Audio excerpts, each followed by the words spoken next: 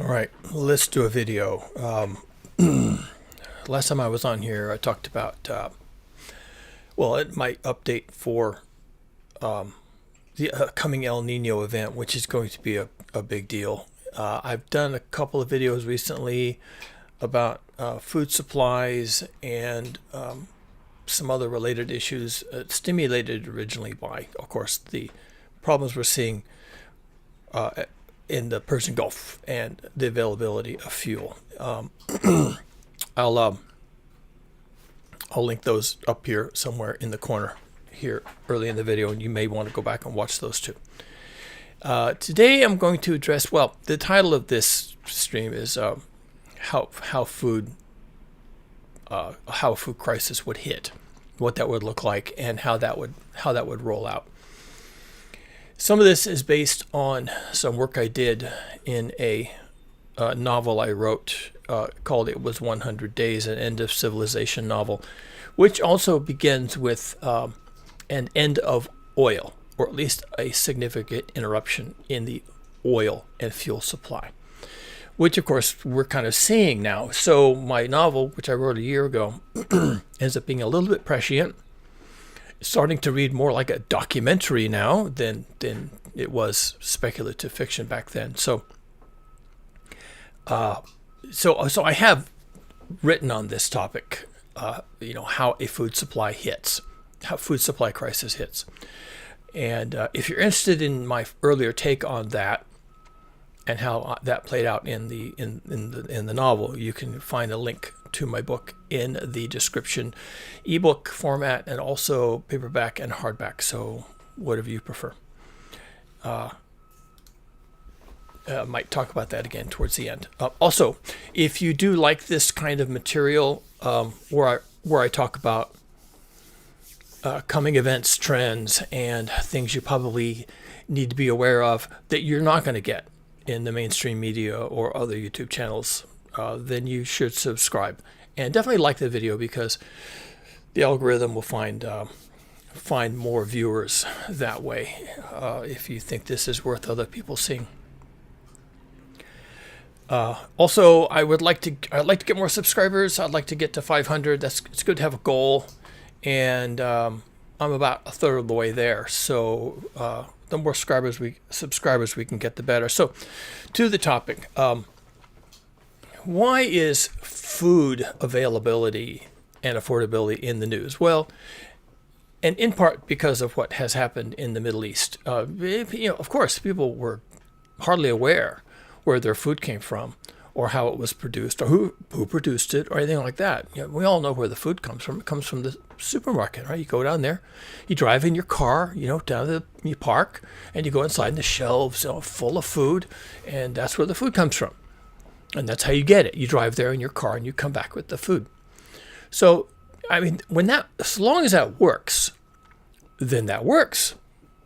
And when anything comes along to interfere with that working, then where's your food now? You don't know, because we don't have that kind of relationship with our food. We just don't know where it comes from.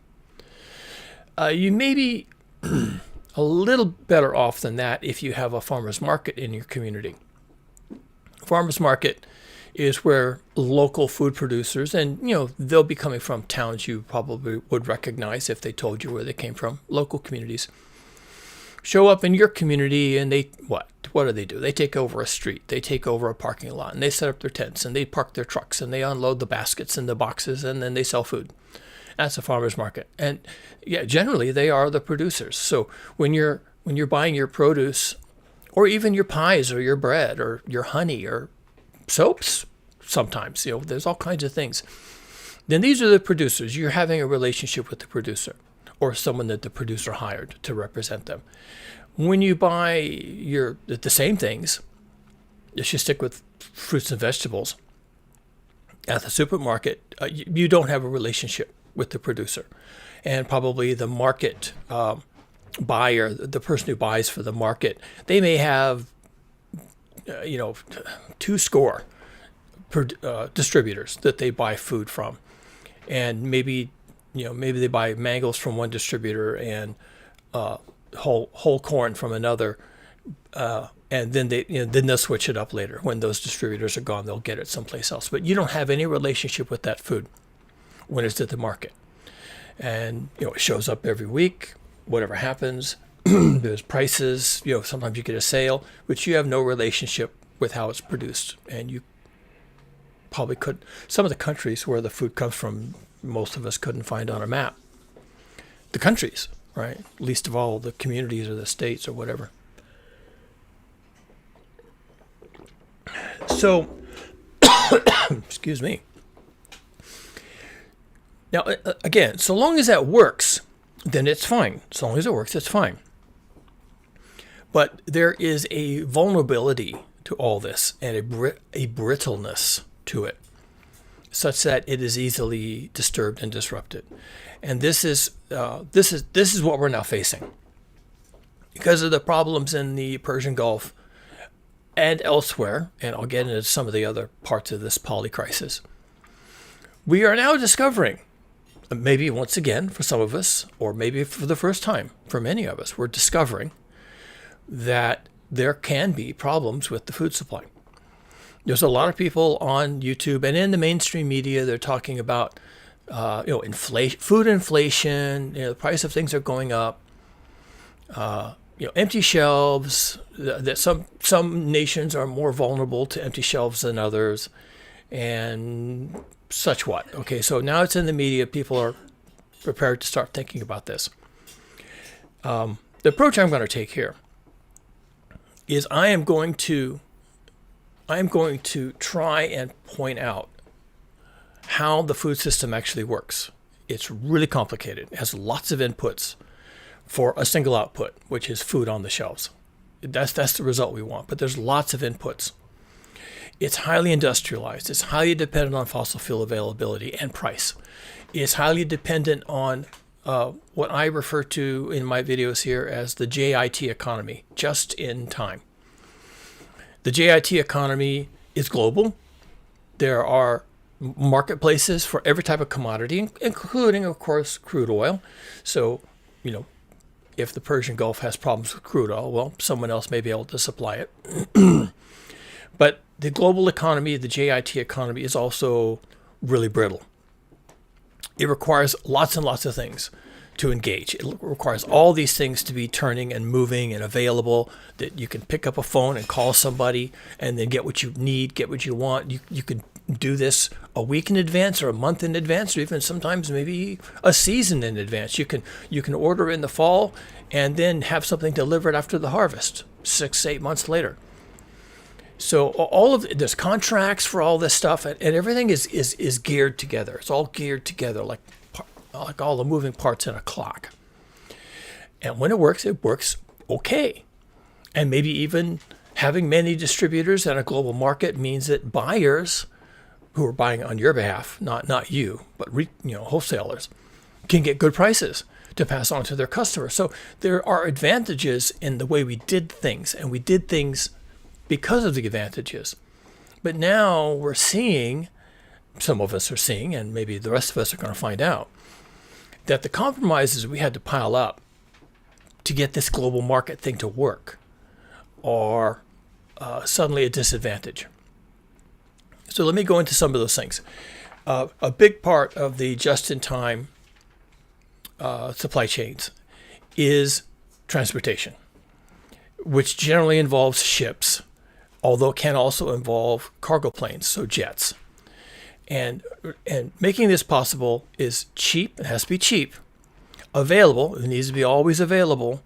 Fossil fuels for the bunker oil that goes into the container ship, the jet fuel that goes into the cargo jet, all the diesel and similar fuels that go into all the trucks. Products ship out of one country, cross the seas, or they are flown, of course. That's the other way. And then they arrive in one other place, and then they have to be unloaded from a cargo ship, or they have to be unloaded from an airplane and then put on trucks or put on trains and transported further. And then they go to a warehouse, and then there's another truck, probably a smaller one, delivery truck, that transports it, to all the stores and all the other retail outlets where it's going to be sold, purchased. And that whole process uses fossil fuels, mostly crude oil derivatives, jet fuel, bunker oil for ships, and diesel for trucks. That means that your entire food supply has an input that you probably don't even think about, which is fuel. And again, I did a whole video on that. How it was dedicated to this idea that how no fuel can lead to no food, and how that can happen in a week or two. It's best that you go and watch that video, because I spent a lot of time talking about just that. There are other inputs that can also lead to problems with food availability. One of those is fertilizers. Now, because of the problems in the Persian Gulf, we're now all of a sudden, we're all aware now. Who knew before? But now we know. Now we're all aware that there are fertilizer and fertilizer components that come from nations in the Persian Gulf. And those products, as they're being manufactured on site, have to leave the Persian Gulf via the Straits of Hormuz, just like the crude oil does. So the same process that's blocking crude oil and distillates like diesel and jet fuel from leaving the Persian Gulf also causes fertilizers and fertilizer precursors to not be able to leave the Persian Gulf. Now, fertilizers and the lack thereof, or the price thereof, is getting a lot of play right now with the mainstream media, because everyone kind of understands that if there's a shortage of fertilizer, then when planting season comes, which for many places has already started, when planting season comes, then farmers won't have a key ingredient that's necessary to create, a bumper crop. Other key ingredients they may not have are things like water, diesel, right? A modern farm runs on tractors. There's no guy out there with a horse and a plow, or an ox and a plow in the field. It's all done with tractors. So at the same time that fertilizer supplies are being curtailed or becoming expensive or just frankly unavailable, same applies to diesel. And then in some places there are massive water shortages, looming droughts and water shortages, and some of these have been going on for years. Now, that is down to, generally a combination of things. But the most important one that I'm going to talk about here is global heating. Global heating, call it climate change if you like. Global heating is causing problems with rainfall, snowfall, reservoir levels, availability of water, the quality of the water. It may not be suitable for agriculture or drinking, and some other things. So fertilizers, diesel for equipment, water for irrigation, these are all inputs that go into creating the food that's going to be on your shelves. The one that's going to most immediately lead to a food crisis for most communities will be if the fuel to deliver the food to the shelves it is not available, or it's just really expensive. That can cause immediate problems, like this week, next week, the week after. But the problem with fertilizer, and maybe in many cases water deliveries, will cause problems down the road. So this becomes the crisis that can be foreseen, and this is the key here. This crisis can be foreseen, and it can be predicted. That's kind of what I'm doing here.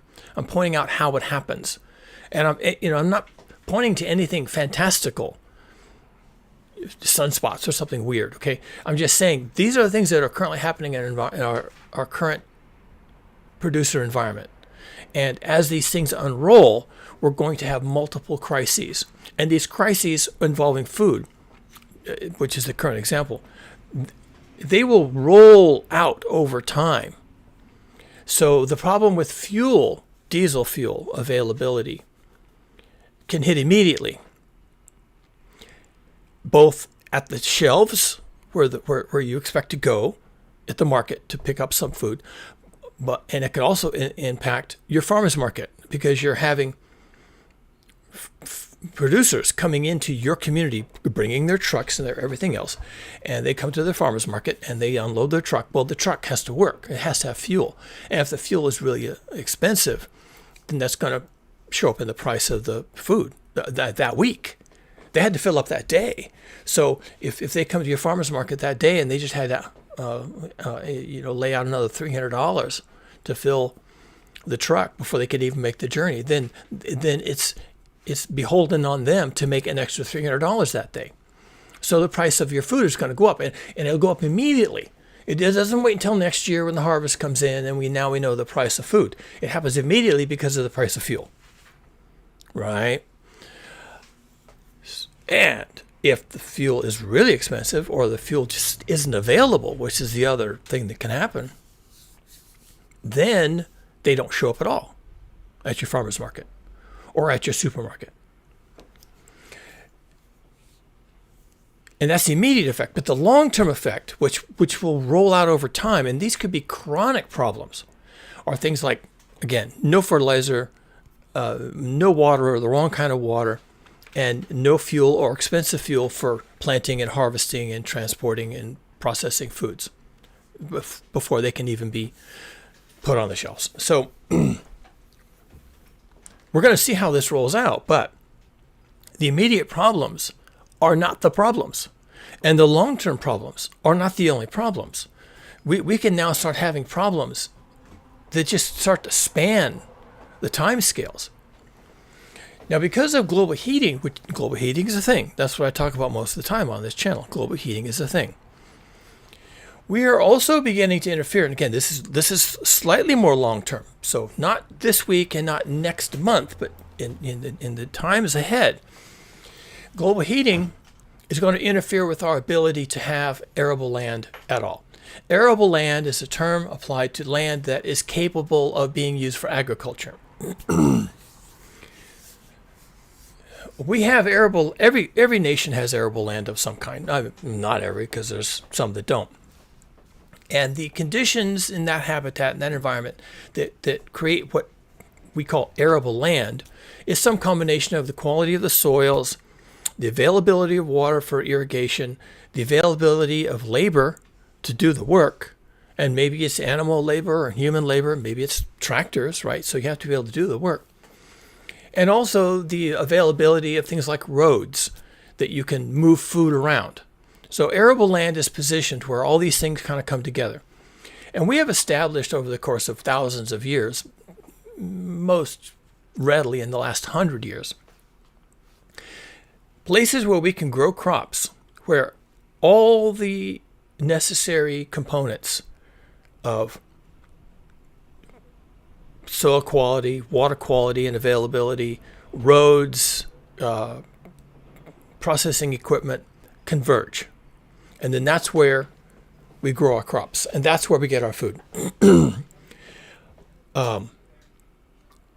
The climate of a given area will also determine what can be grown there. So you can grow bananas in tropical areas, but you can't grow them in Philadelphia, right? You can grow wheat in areas that, don't get too much rain or don't get rain at the wrong time. But you can't grow wheat really readily in tropical areas because, they're getting too much rain, then it just doesn't work. You can grow rice in tropical areas. That's a different grain. Rice grows in water, but it'd be kind of silly to try and grow rice in, say, Southern California or the state of Nevada or the state of Colorado, because they just don't have enough water.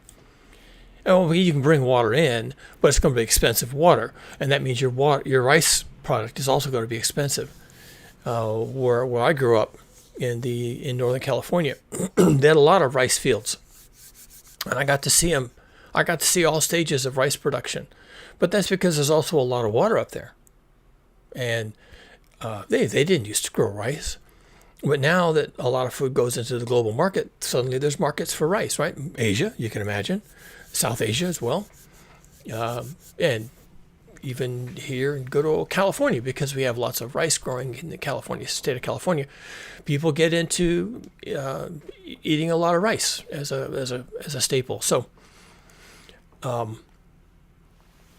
When all these things converge and you have arable land. But that arable land, of course, and this is kind of one hand washes the other, right? The arable land is where all these things came together. So your farms, your ranches, your orchards, your vineyards, they're where everything came together. And the problem with global heating is it changes that equation. So,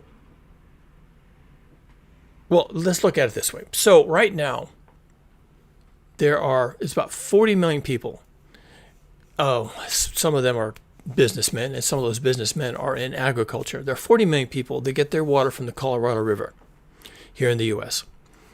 That would be Southern California and the U.S. Southwest. I think there's like 7 states that get their water from the Colorado River, but the Colorado River is running dry. There are 2 major reservoirs, Lake Powell in the upper project and the lower project, Lake Mead, and they are both just about empty for practical purposes. They may get to a point where they can't even run water through to turn the turbines to generate electricity. They'll just be completely shut down. Now, when there was water in these projects, then people said, well, what can we do with water? Let me think about this. Oh, I know. I can create agriculture areas. So they found soil that was somewhat suitable for crops, except not having water. But now they have water, so they bring the water in. Irrigation projects and all these canals and everything else, reservoirs. They bring the water in. And then if the soil is poor, well, that doesn't matter. That's fine. We'll just bring in more fertilizer. That works. So you've got water, you got fertilizer, you got soil. The soil may not be that good, but we'll make this work. And because the soil isn't very good, and up to now there hasn't been water, and up to now there hasn't been any interest, the soil is cheap. It's really cheap.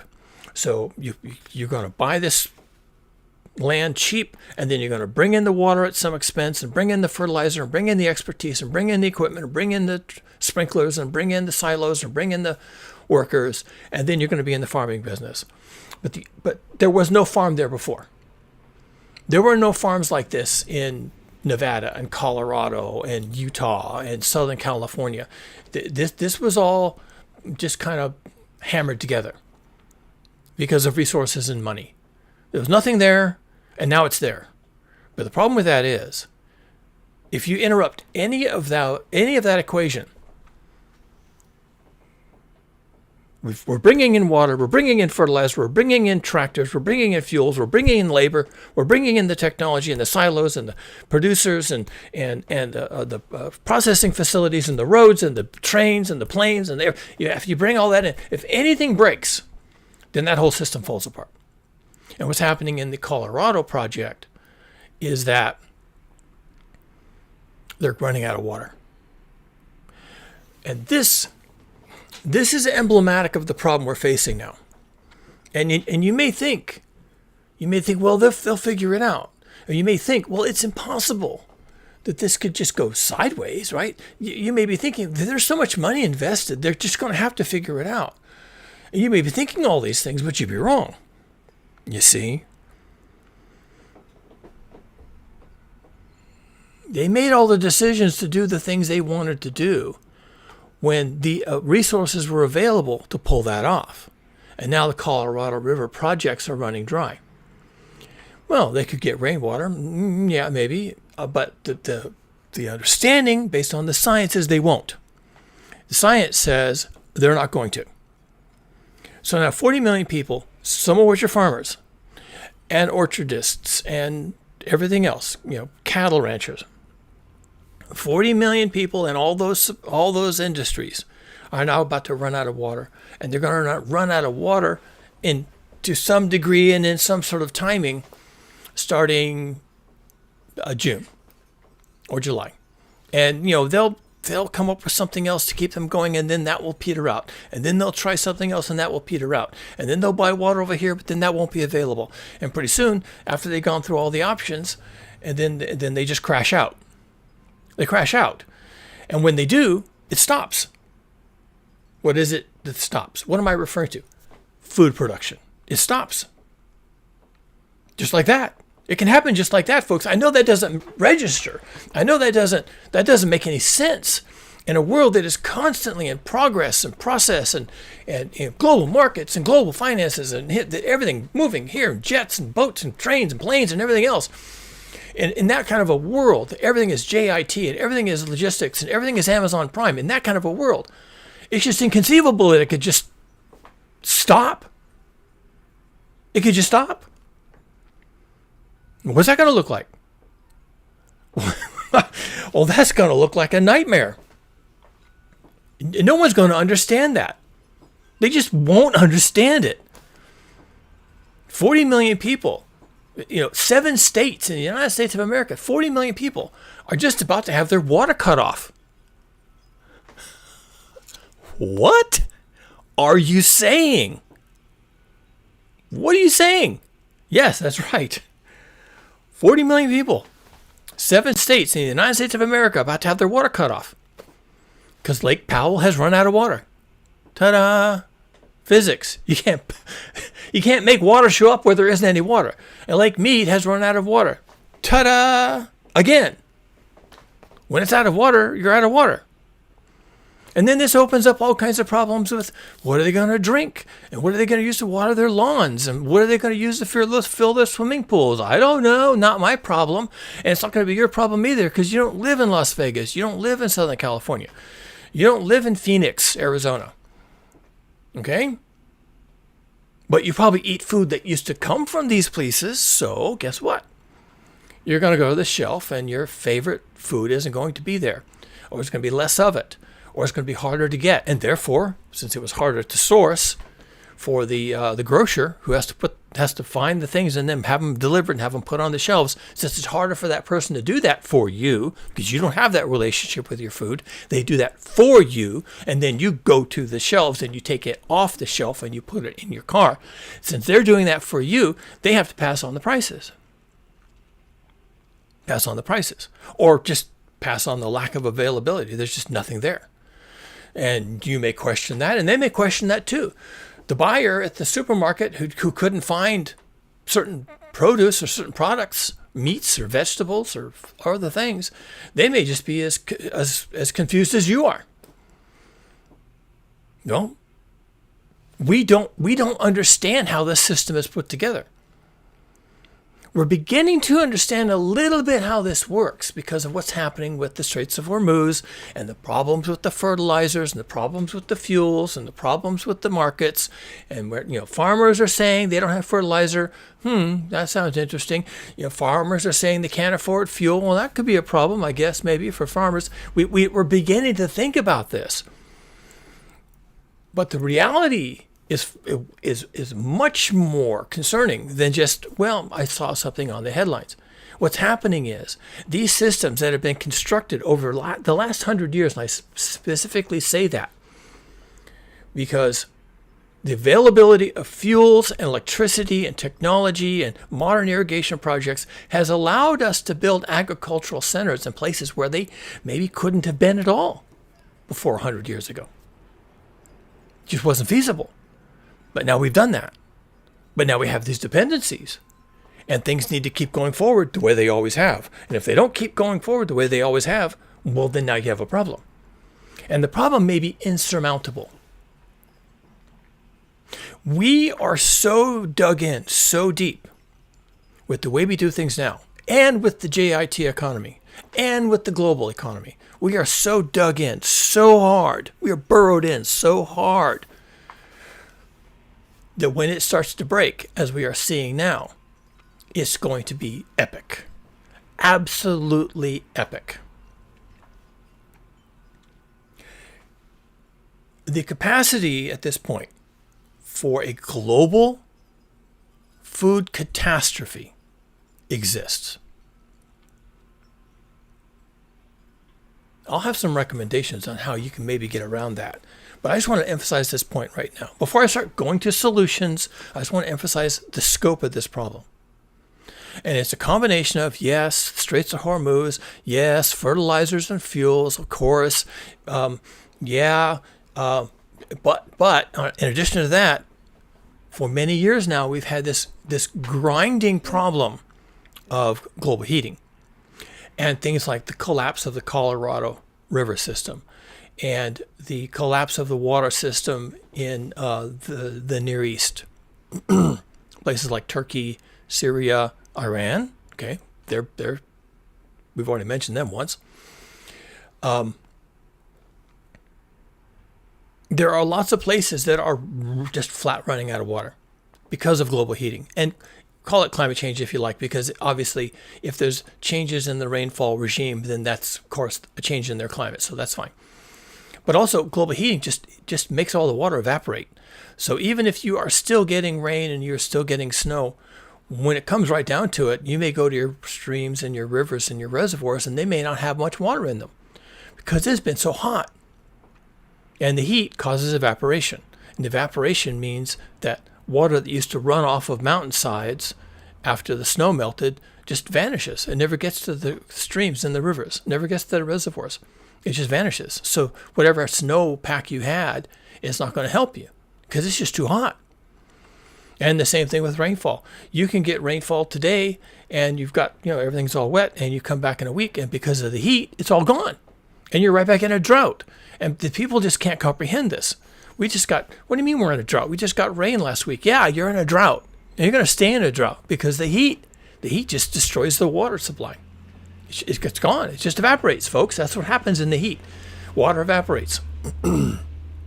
There's a general rule, and I probably have to go look this up, but I learned this many years ago, that continental interiors, so the interior of North America, the interior of South America, the interior of Eurasia, they tend to get drier as the world gets hotter. That doesn't mean it doesn't rain. Remember, dryness is a combination of, well, how much moisture have you had, rain or snow, and then how hot was it in between times?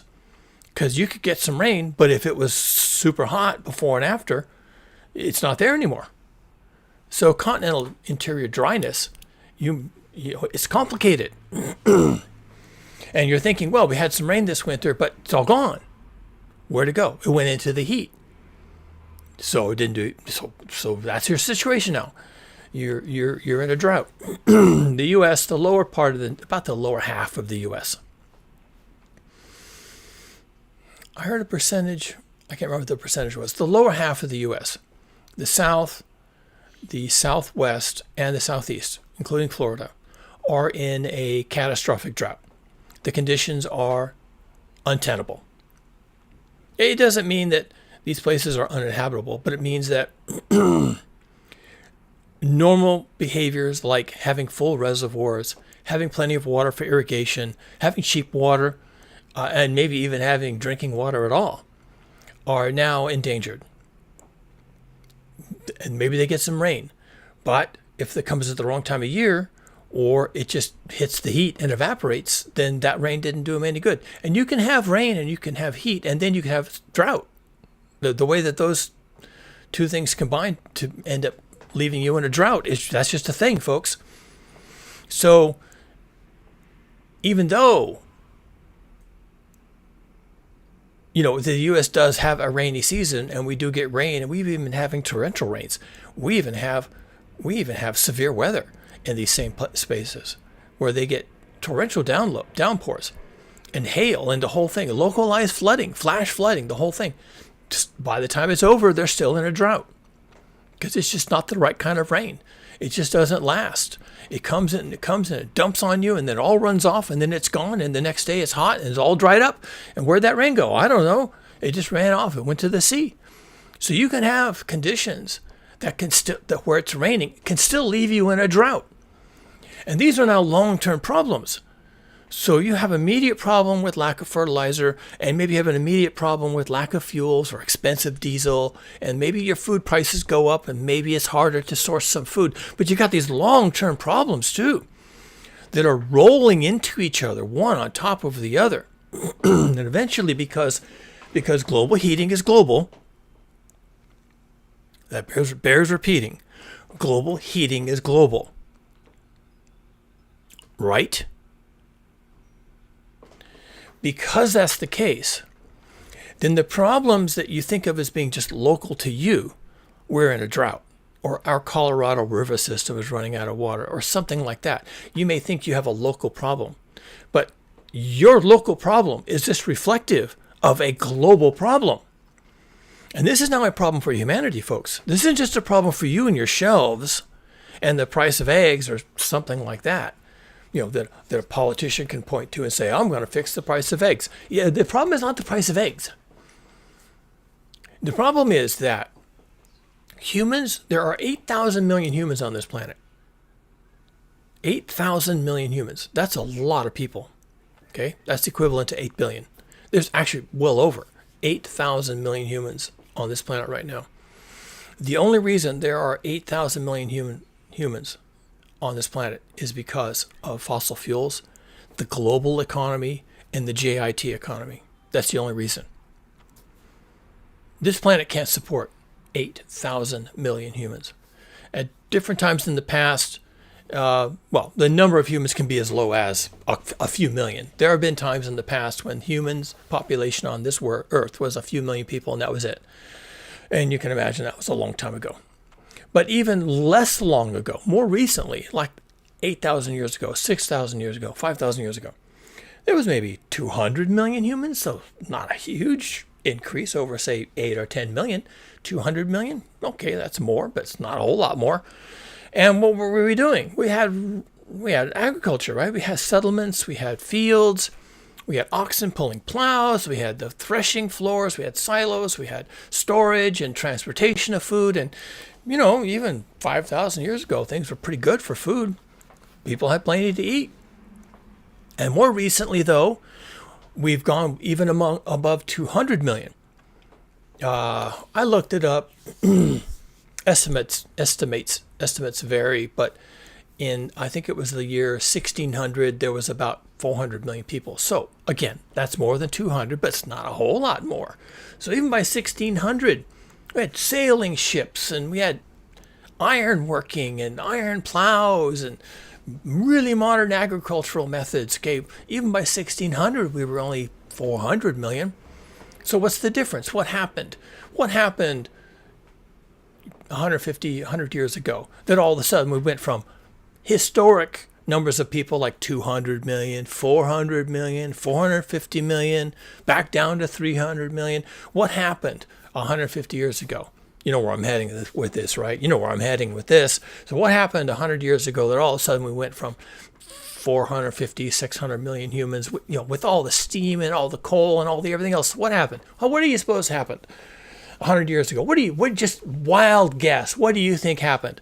That we went from maybe knocking on the door of a billion people total to 8 billion people in like one generation. What do you think? Yeah, crude oil, right? Crude oil did that. And that's why when we have blockages in the Straits of Hormuz, we have a major freak out. People freak out about it. People have a freak out. And, your farmer, he knows more about this than you and I do. If the fertilizers aren't there when they need to be there, then there's going to be a problem with the crop. If the water doesn't show up when it needs to show up, exactly when and at a certain price, by the way, it has to be affordable, it has to be available, and it has to be affordable, well, then there's going to be a problem. And if there's no labor force, lots of reasons you can end up with not having a labor force, including it became too expensive for people to live in your community. They had to go home, back to Mexico, back to Nicaragua, wherever they came from. There's lots of reasons you don't have a labor force. Well, then who's going to drive the tractor? Who's going to pick the feathers off of the chickens before they're slaughtered? All the other things that have to happen. So this whole global thing that we've been building for 100 years now is extremely vulnerable, really vulnerable. And we are completely 100% dependent on it. You don't know anybody. I don't know anybody. I'm not that person who grows our own food. We're just not. Now, I say that even though I have a substantial garden in my backyard. Even in the front yard. People walk by that front of the house and say, oh, look at all this wonderful stuff you have going on. We got pomegranate tree, lemon tree, fava beans, whatever else.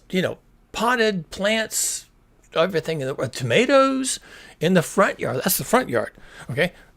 Go look in the backyard if you really want to see something. We have all that going on, and that's our relationship with our food, and we don't feed ourselves.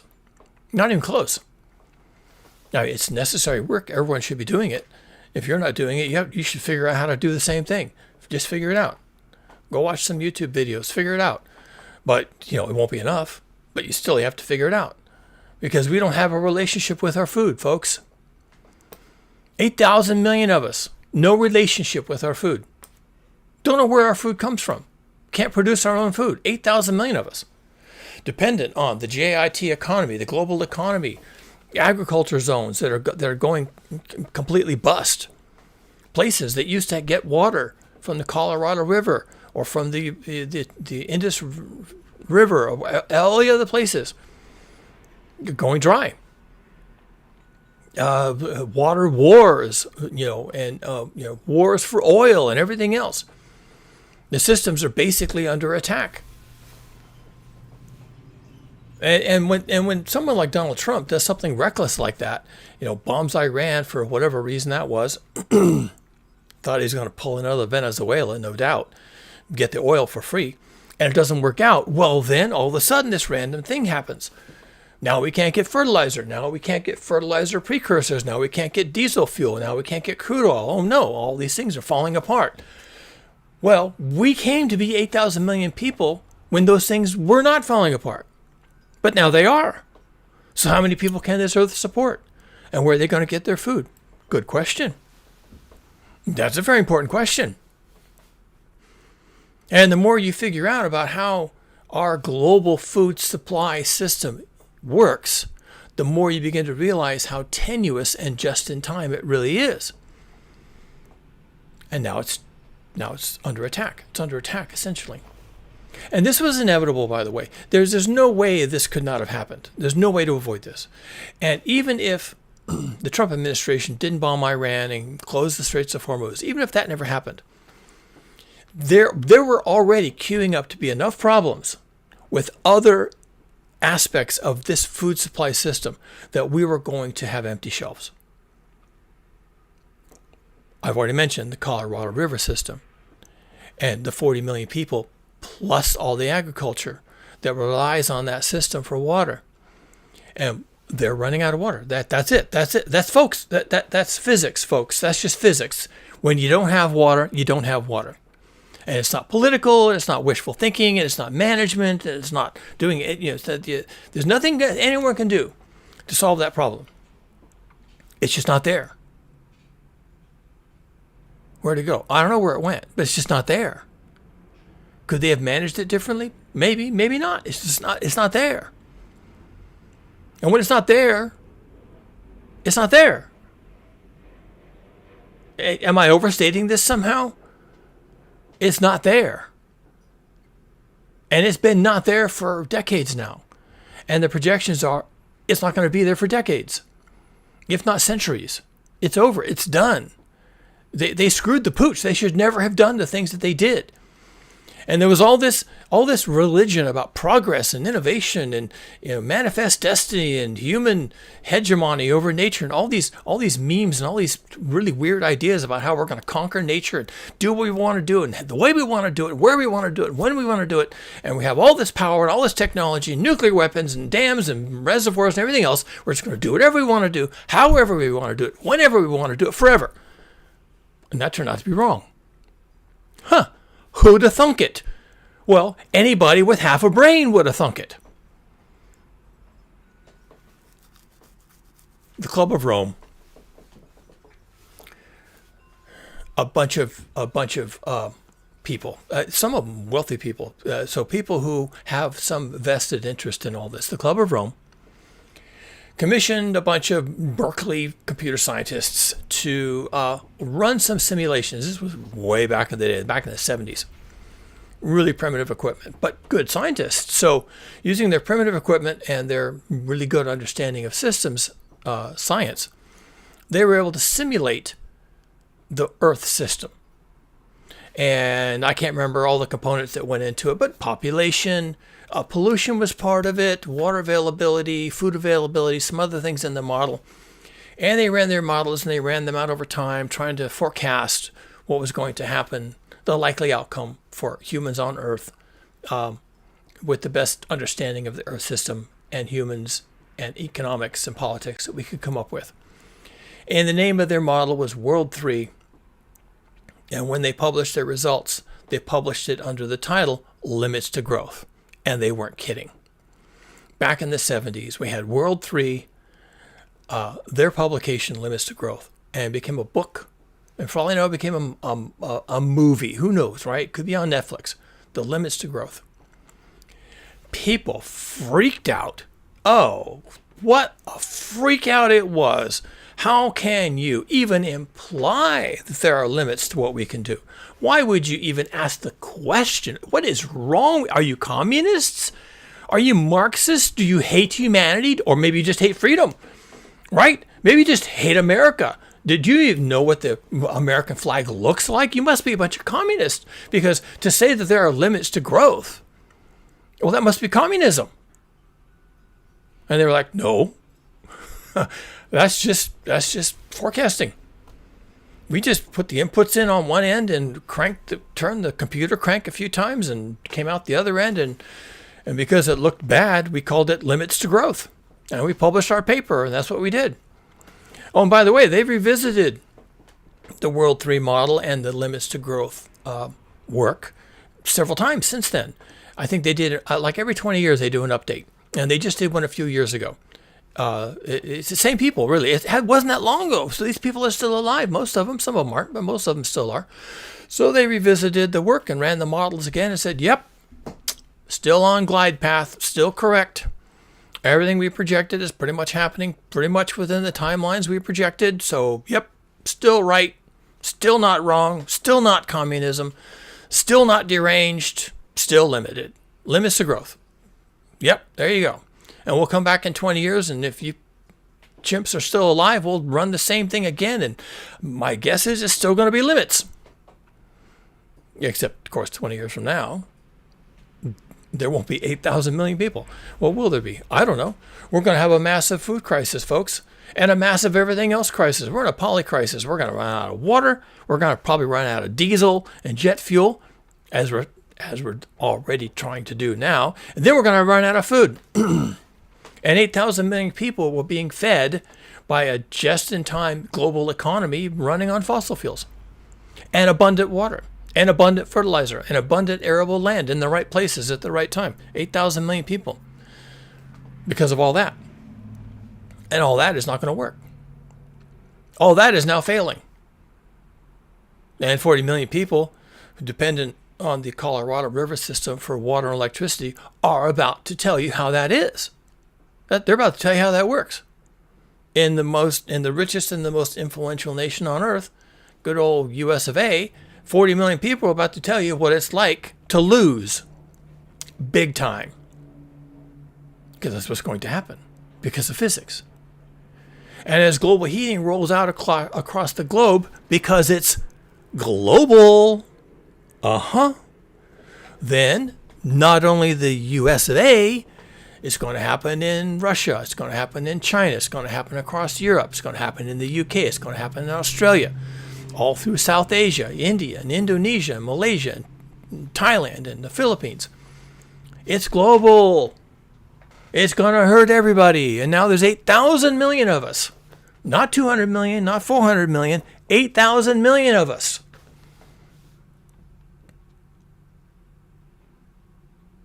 And people are going to die. If the system we built in the last 100 years is what got us from 500 million to 8,000 million, that's like a 40x improvement, right? When that system starts to fall apart, as it now seems to be doing, as seems inevitable, especially given global heating, which isn't going away ever, for the history of ever, then you're not going to be able to support 8,000 million people anymore.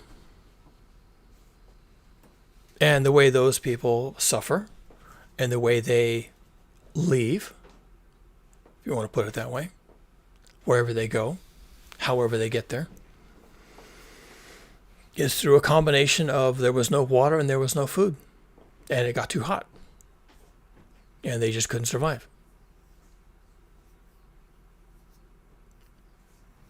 My novel, It Was 100 Days, is a little bit about that. It's about what happens when the crisis lands, when it finally lands and there's no escape. Well, here it is. It's here. Things fell apart, and they fell apart quickly. In the novel, they fall apart very fast, because it would fall apart like that. It would be like that. Because if everything is just in time, as it is, when that's the truth, then when parts of the system start to break down and the supply chains begin to break down, then just in time doesn't work. It never shows up. Your fuel, your food, maybe even your water, and eventually your electricity never shows up. And that breakdown can happen in weeks. And if it's because of a global problem, like we're seeing now with fuel and fertilizer, if it's a global problem, then it could happen in weeks everywhere, all at once, more or less. Maybe over a course of a couple of months. The same problems roll out everywhere because it's all global. We are a global species. So the argument I'm making here is that not only is all of this foreseeable because of how we got here, because of the way we chose, and there was choices all along, the way we chose to advance ourselves into, we ended up in a place of extreme vulnerability. And that vulnerability means that all of that progress can be unwound in like manner. Over 100 years, through innovation and fossil fuels and logistics and automation and computers and pipelines and everything else, modern agriculture, modern equipment, seed varieties, we were able to get ourselves into a position where we were suddenly very vulnerable. And then when those systems started to fail and fail rapidly, it failed in succession, and in each failure leading to another failure or string of failures, then we just retraced our steps. And as Seneca pointed out, your progress, it may seem inevitable, and it's probably going to be slow, but when you collapse, it's rapid. That's the Seneca cliff. Umberto Eco, I think, popularized the term. Oh, no, Hugo Bardi, popularized the term the Seneca cliff. And the Seneca cliff is that it takes you a long time for the discoveries and the innovation and pushing out progress and convincing people to do things a certain way. It takes a long time to do that. But then when you get to the peak of all that and things start to break and fall apart, the descent is rapid. And it's called the Seneca cliff. We are now at the edges of the Seneca cliff. And the salient thing to know about the Seneca cliff, and this is key to this entire video, and it's really key to most of the videos I do here. The key and most salient thing to know about the Seneca cliff is that, one, you don't know when you're there. You've got a long history of progress, a long history of advancements and innovations. You've got this long history you can look back at, and it just seems like it's going to go on forever. And what you don't know is that you're at the edge of a cliff. Probably because you just have no visibility. And most people are spending all the time looking backwards, right? They're looking backwards, saying, well, look how much we've progressed. Look how much we've innovated. Look how much we've improved the quality of life. That's all looking backwards. It's really hard. And it probably doesn't even come within human nature to look forward and say, yeah, but can this continue? No one asked that question. Nobody asked that question. Seneca did. And he says, yeah, you can keep going forward and you'll think you've got it all figured out, but you're going to come to a place that's going to be a cliff, and then you're going to go over. And you won't know you've gone over until you've gone over. Everything will look beautiful in hindsight until the day you go over the cliff, and then you're over the cliff, and then you go down, and it's rapid. It's called the Seneca cliff. We are there right now with 8,000 million of us. And we're basically eating fossil fuels. Fossil fuel inputs, including the fertilizer and the irrigation water and the transportation and the diesel for the trucks and the cargo planes and the cargo ships and everything else, all that fuel, all that fertilizer, it's all fossil fuels. Processing your food at a factory somewhere, putting it in a little can, putting a lid on the can, that's all fossil fuels. All the metals and all the plastics and everything else, all the inputs that go into your food production is fossil fuels. And even if you get your stuff from the farmer's market, unless your farmer literally has a wooden cart with a donkey, then your food is coming delivered to your farmer's market via fossil fuels. Here it's probably from Salinas, Modesto, Fresno, Stockton, who knows? That's a long distance. And they have to have diesel trucks and they have to fill up their diesel tank. And also on their farms, they use, all this modern stuff. Even your local farmer, your farmer's market, number one, ain't that local. Number two, they're part of the JIT system. Everything's just in time. And that's why we're almost certainly at the edge of a Seneca cliff. Now, when will we know? Can't know this for sure. But this summer, right now, we have a massive marine heat wave that's almost certainly going to affect the growing seasons and the growing success of crops all over the planet. And then later on in the year, we're going to have a massive, monstrous El Nino event, which is going to boost temperatures even further. And who knows? Could be that there are massive crop failures all kinds of places. And if there's massive crop failures in Asia or South Asia or Europe, well then, food that is produced, it goes to the highest bidder, right? Who's got the money? That's the question. So maybe your shelves end up being empty because your buyers in your community didn't have enough throw to go out on the open market and bring the food home for you. Because you have no relationship with your food. You have to wait for someone else to buy it for you, put it on the shelf. So you can come by and pick it off the shelf and take it home and eat it. So if there's a global calamity because of global heating and marine heat waves and the El Nino event that's now going to plunge us into who knows what kind of hellscape, well then you have a problem. Everybody, it's global. It's all happening over the entire planet all at the same time. Everybody, 8,000 million of us have the same problem. No one gets out. No one escapes that problem. Oh, maybe it's less of a problem for people with a lot of money, for communities with a lot of money, but it's still a problem. It's the same thing with the fuel. There's no problem finding crude oil on the open market. It's just going to cost you twice what it used to cost. So if you're willing to pay twice what you were paying before, you can get all the crude oil you want. You can get all the finished diesel and jet fuel you want. You just have to pay 2, 3, 4 times as much for it as you did before. That's all. So if you got money, you can solve your availability problem by throwing money at the problem. Well, not every nation, not every community, not every person has that kind of money. And so all of a sudden, even though the product is available, it's not affordable. So it may as well not be there. It may as well not be there at all. If you can't afford it, then if only rich people can afford it and you're not one of those people, then you don't have anything. And that can happen overnight. Especially in a global economy, a just-in-time economy. These things can happen overnight. That's why it's akin to the Seneca Cliff.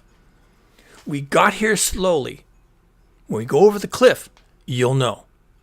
You'll know. And we may be there. We'll see. We'll see if we're there or not. I think the way this is going to manifest for most people is going to be in the food supply. Yeah, you'll have problems with the price of gasoline, but that also gets manifest in the food supply. You'll have your personal problems with the price of diesel or the price of gasoline or petrol. You'll have your personal problem. You might even have a situation that you can't even afford those products for your personal vehicle. But guess what? That means you're going to have problems with your food supply too. And a lot of people, if they can't drive, maybe there's a bus they can take, maybe they can work from home, maybe there's something else they can do. But if there's no food in the store, you don't eat. Because you don't have that kind of relationship with your food. You should have a relationship with your food. So let me just mention that a little bit, because there is a place where all of this is headed. There is a place where, well, there's 2 destinations, unfortunately. I'm going to mention both of them. There is one destination that some people would find kind of appealing. And my wife and I, when we talk about this, we come down to the same thing. It's just village life. There's this thing called village life. And no one must talk about village life, but let's talk about village life. Because what is village life? It's a small group of people, 250, maybe 350 people. Your Dunbar number, that's another thing you could look up, your Dunbar number. How many people can you really know really well enough that you can work with them flexibly, okay? The Dunbar number. So maybe 250, 350, 500 people in a village. And then your village has enough land incorporated around it that those people with whatever level of technology they're allowed to have, which that's a whole nother conversation, right? They can use that land to make their own food for their number of people and the things that those people do. So, you can look up medieval villages or whatever.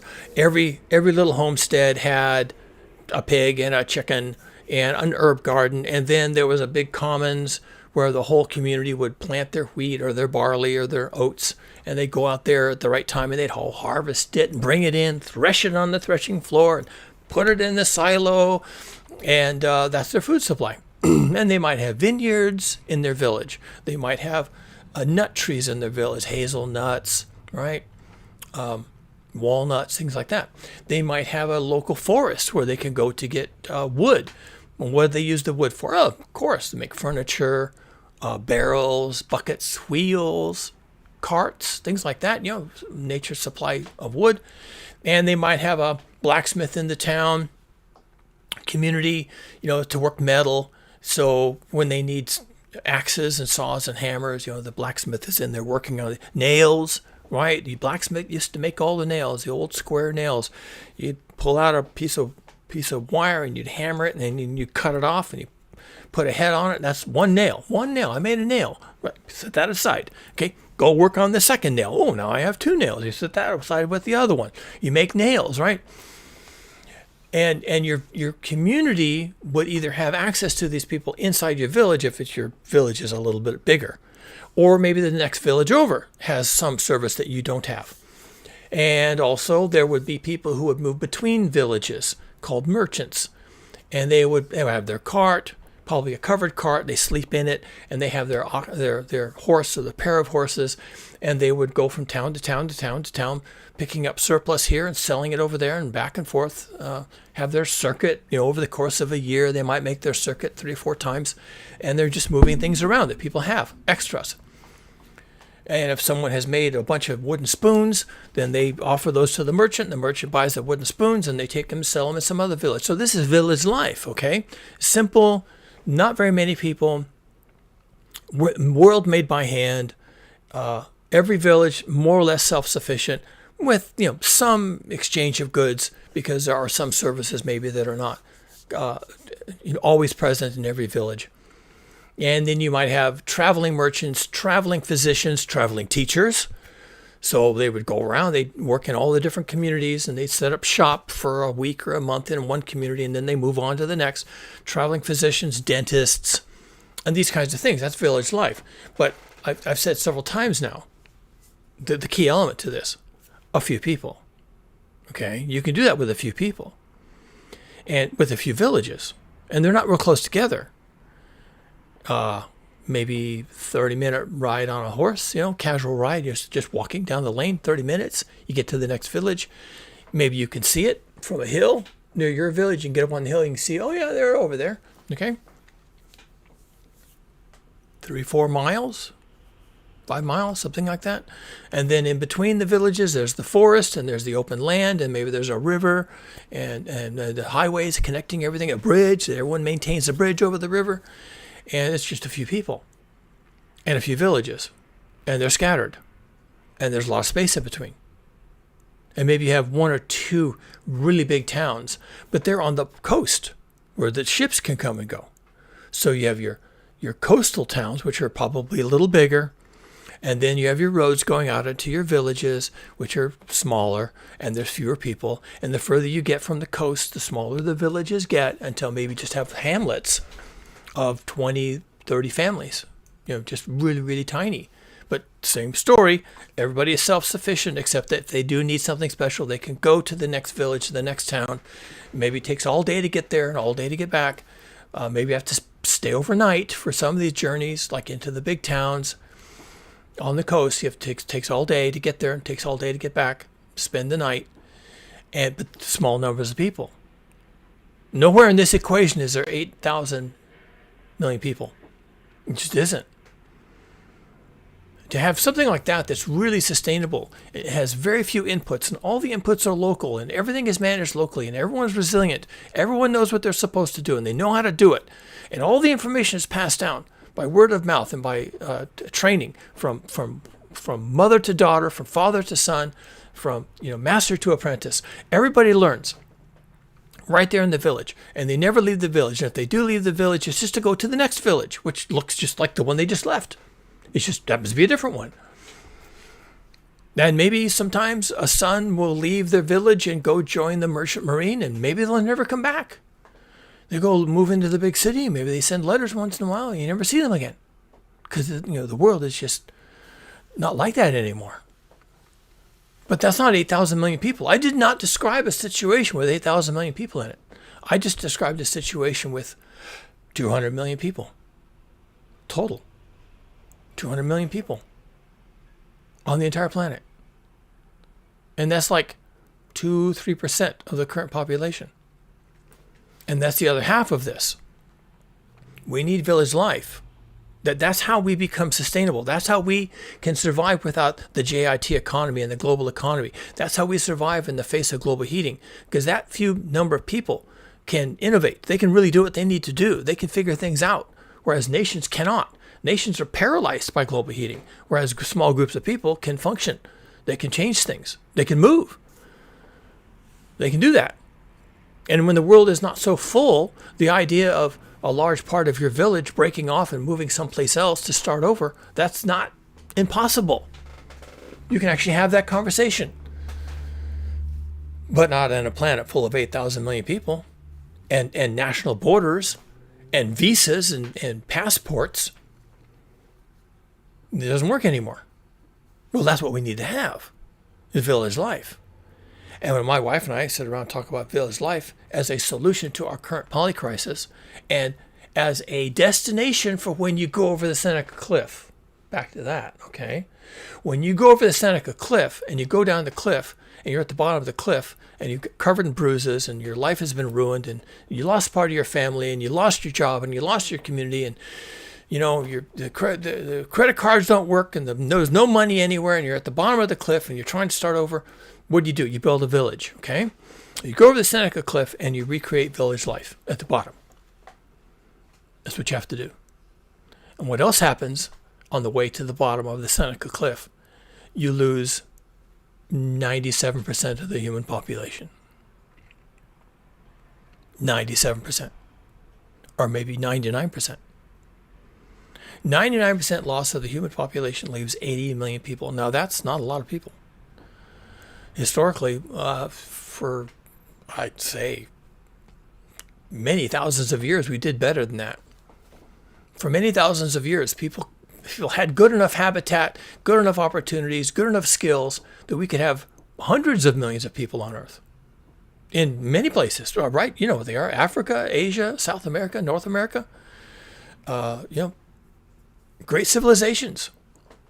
The Indus Valley civilization, all the Mesoamerican civilizations, the Aztecs and the Olmecs and the South American civilizations, and the Great Plains civilizations in North America that basically went extinct when the Europeans showed up.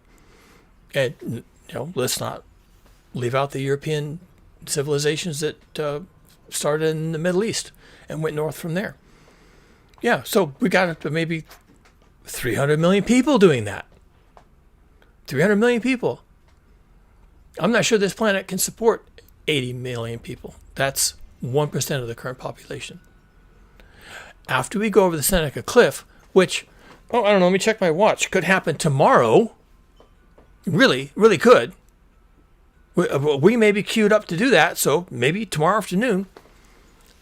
Read my book. Link in the description. Yeah, it took 100 days, folks. Actually, halfway through the book, they're deep into it. They're well over the cliff. They are already at the bottom and trying to pick themselves up and dust themselves off. And it's over. It's done. It's done, people. 50 days in, it's done. And the rest of the book is how do we pull ourselves back together again? And what are we allowed to have? What can we have? What can we even have? after the collapse of the JIT economy and the global economy and the lack of fossil fuels and the collapse of everything else? What can we even have? What are we allowed to have? Yeah, well, that's the discussion in the middle of the book. People realizing this isn't coming back. What can we even do? Yeah, it was 100 days. And even at the end of the book, you know, the narrator in the book admits, yeah, well, we've just spent 100 days trying to pull ourselves up off of the ground, and dust ourselves off and hold each other up. That took 100 days. Well, we have to do this 100 times. We have to do 100 days 100 times, and I'll save you the math. That's 27 years. That's generational change. We could be right now, in week 1. We could be right now, not even week 1. Day 0, which is the beginning, even before the beginning of the book. Day 0. We could be right now in day 0. In fact, one of the predictions in day 0 of the book is that there is an interruption in fossil fuel supplies out of the Persian Gulf. Like a permanent interruption, which we could be seeing right now. So my book is rapidly becoming a documentary. And how do you think I feel about that? I don't feel very good about that. Because the rest of the book kind of sucks. I mean, I wrote it to be fair. I wrote it as sciencey and factually as I could write it. And it sucked. Those people's lives really sucked.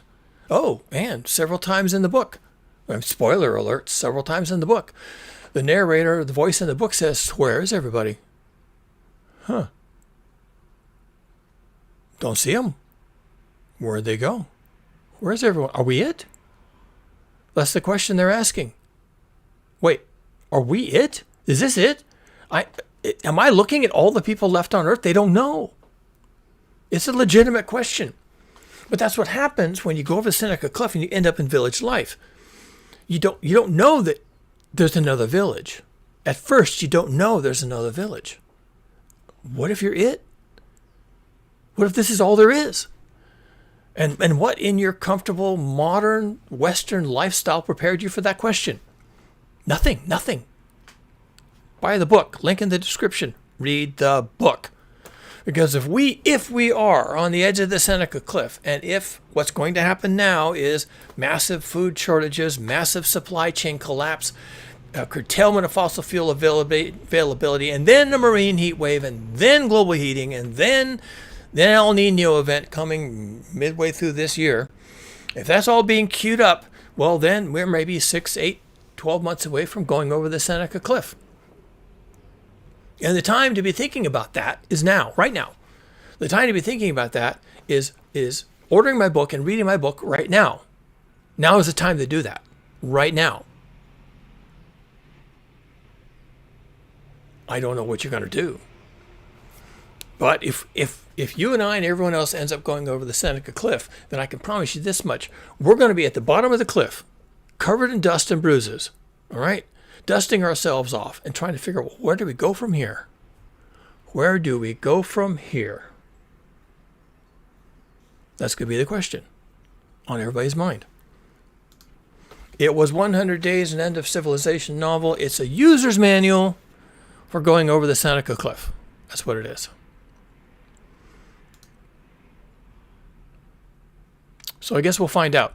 The real drama is going to come probably in July, August of this year. Time to start paying attention. Start watching what's happening to your supply chain. Start looking what's happening to the price and availability of fuels and food. I think food is where it's going to start to bind. I think we go over the cliff, the Seneca Cliff, we go over hard when there's no food. And it doesn't have to be you running out of food. It can be the next country over, or the next state over, or the next province. Them going over the cliff they're going to drag you with them. We're a global civilization now, folks. We are a global just-in-time economy now. And when any one of us goes over, we all go over. We're all roped together, and we're all going to go over the cliff together. And maybe some will go first and some will go later, but we're all going to go over the cliff together. No one walks out of this without going over the Seneca Cliff. Everybody goes over the Seneca Cliff. Some get to go first. Some have a harder time. Some people die immediately. Some people die later. And then the dust settles. and then the clock starts, and you've got 100 days to pull it together. If you're lucky, you've got 100 days. So that's what I've got. Yeah, wasn't that lovely? Wasn't that so amazing, right? I don't know where you're going to be in all this. You have to figure that out. What kind of community do you live in, and what kind of neighbors do you have? And when all of you and all of us and you and I and all of us together go over the Seneca Cliff, which could happen this year, if not yet this year, could happen next year. Well, when it does, as it must, because none of this is sustainable, then who are you going to be with, and what is that conversation going to be like? You have to start figuring that out. Most people won't have that conversation. Most people won't survive. Straight up. Simple as that. Most people won't survive. But you might. You might. I might. And now is the time to start considering what we do. Because a lot of people besides me are concerned that this is the time. We are now queued up for a massive collapse. And the war in the Persian Gulf didn't help. And, the collapse of the Colorado River water system doesn't help. But the truth is, there's enough things piled up now against this that we have to start having a serious conversation about what some of us are going to have to do. Because most of us won't survive it. Pure and simple. But on the off chance that you might, you have to start thinking about that. And it wouldn't hurt you to start your backyard garden.